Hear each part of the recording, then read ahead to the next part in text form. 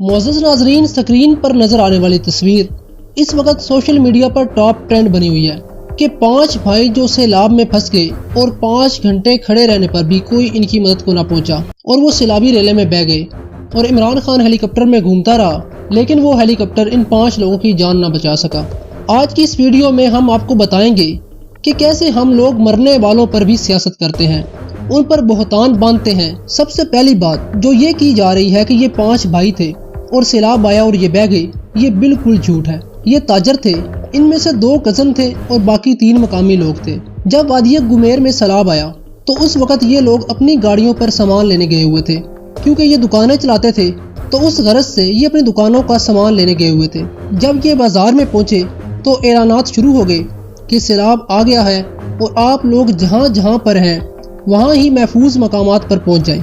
اب اصل پرابلم یہ ہوئی کہ جب ان لوگوں نے اعلان سنا کہ محفوظ مقامات پر پہنچ جائیں تو یہ محفوظ مقامات پر جانے کی بجائے اپنی گاڑیوں کی طرف چلے گئے تاکہ گاڑیوں میں بیٹھ کر ہم واپس چلے جائیں، جس سے گاڑیاں بھی بچ جائیں اور ہم بھی واپس گھر پہنچ جائیں۔ لیکن ایسی صورتحال کے اندر ہمیں گاڑیاں نہیں بچانی ہوتی، ہمیں اپنی جان بچانی ہوتی ہے۔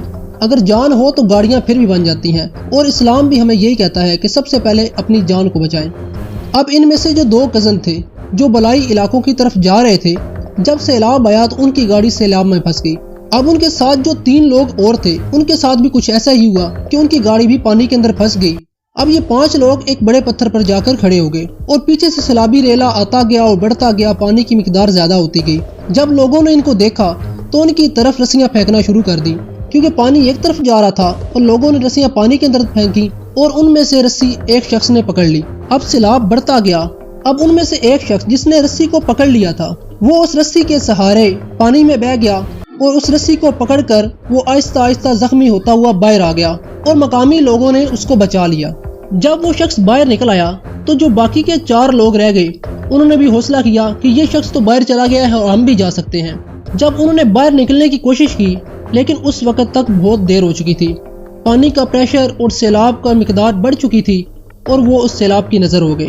اس طرح ان 5 لوگوں میں سے ایک لڑکا جو باہر نکل آیا تھا وہ بچ گیا، جس طرح بھی پہنچا، زخمی ہو کر پہنچا، وہ باہر نکل آیا۔ لیکن 4 لوگ جن میں سے 2 کزن تھے وہ اس سیلاب کی نظر ہو گئے۔ اب سوال یہ پیدا ہوتا ہے کہ وہ 5 گھنٹے اس ٹیلے پر کیسے کھڑے رہے اور ان 5 گھنٹوں میں کوئی امدادی ٹیم ان تک کیوں نہیں پہنچی؟ تو ایسا بالکل نہیں ہے، وہ 5 گھنٹے بالکل بھی اس ٹیلے پر نہیں کھڑے ہوئے تھے۔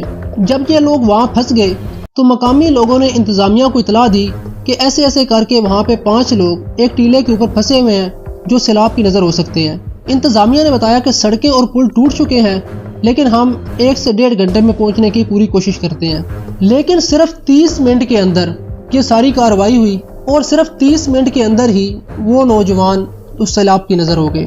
اب آپ خود حساب لگائیں کہ 30 منٹ کے اندر ہی اگر ہیلی کاپٹر کو بھی اطلاع دی جاتی تو کیا وہ وہاں پہنچ سکتا تھا؟ معزز ناظرین، آپ سے گزارش ہے کہ سوشل میڈیا پر کسی بھی پروپیگنڈے کا حصہ بننے سے پہلے اس کی تحقیق کر لیا کریں۔ 30 منٹ میں اگر ہیلی کاپٹر کو بھی اطلاع دی جاتی تو میرا نہیں خیال کہ وہ 30 منٹ کے اندر پہنچ جاتا۔ اس وقت ہمیں ایک قوم بننے کی ضرورت ہے۔ یہ آفت 2005 کے زلزلے سے کہیں زیادہ بڑی ہے۔